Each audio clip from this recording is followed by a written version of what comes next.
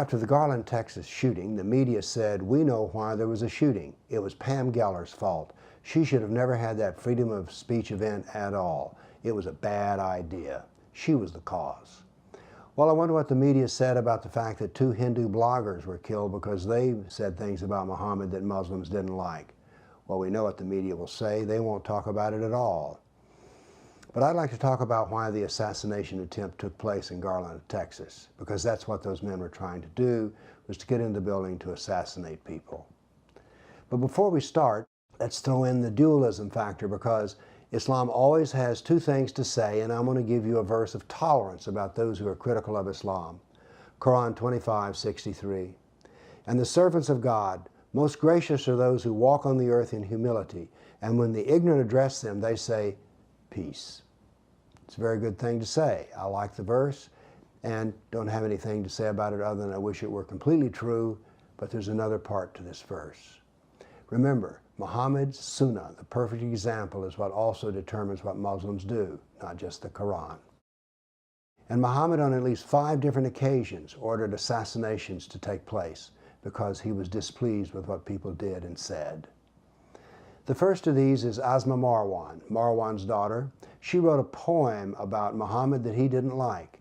And in the mosque he said, "Who will kill Marwan's daughter?" And a man who was nearly blind said that he would do it. He took advantage of the darkness, stepped into Asma Marwan's house, found her in bed, removed the baby from her breast, and drove a knife down through her that pinned her to her bed. He came back and told Muhammad what he had done, and Muhammad said, "Good." The man said, "What do you think will happen?" Muhammad said, "2 goats won't butt their heads together over this," and said that he was a man who could truly see in the way that counted. The assassin went to the 5 brothers of Marwan, Asma Marwan, and said, "If you speak against Muhammad, I will kill you too." So Muhammad became strong that day, Islam became strong, and many more came to convert to Islam. There are other events besides these. There was an Arab leader who was opposing Muhammad politically, and Muhammad sent an assassin against him.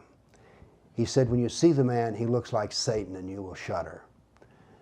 The assassin found the man, said he wanted to talk to him about strategy and tactics because he was opposing Muhammad. They went off a distance from the camp, and he killed him. Came back and told Muhammad what he had done, and Muhammad said, "I have a special gift for you," and gave him a special stick. And the man said, "What is this?" He said, "Present this on Judgment Day. There will be a few who have it, and I will intercede for you." The man was buried with his stick. There was another case in which Muhammad ordered those who opposed him. Indeed, when he conquered Mecca, there were some dancing girls who did a skit that involved Muhammad and some poetry and songs, and he ordered them killed. But it goes further than this. Ashraf wrote a poem that satirized Muhammad, and Muhammad at the mosque again said, "Who will kill Ashraf, who has offended Allah and his prophet?"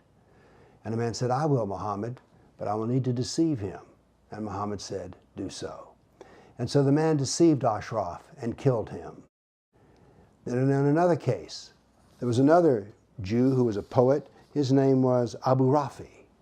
And Abu Rafi again offended Muhammad, and Muhammad sent assassins out against him. They used treachery and killed the man in his own bedroom. So here we have 5 different events in which Muhammad ordered people killed because they satirized him. And from 1400 years ago, Muhammad ordered the killing of those who had satirized him with cartoons. Muhammad was the cause of the shootings in Garland, Texas. So the next time you listen to the media say it knows so much about what Islam is and what isn't, remember, unless they're quoting Muhammad or Allah, they're not talking about Islam at all. They're just talking about their own ideas. Thank you.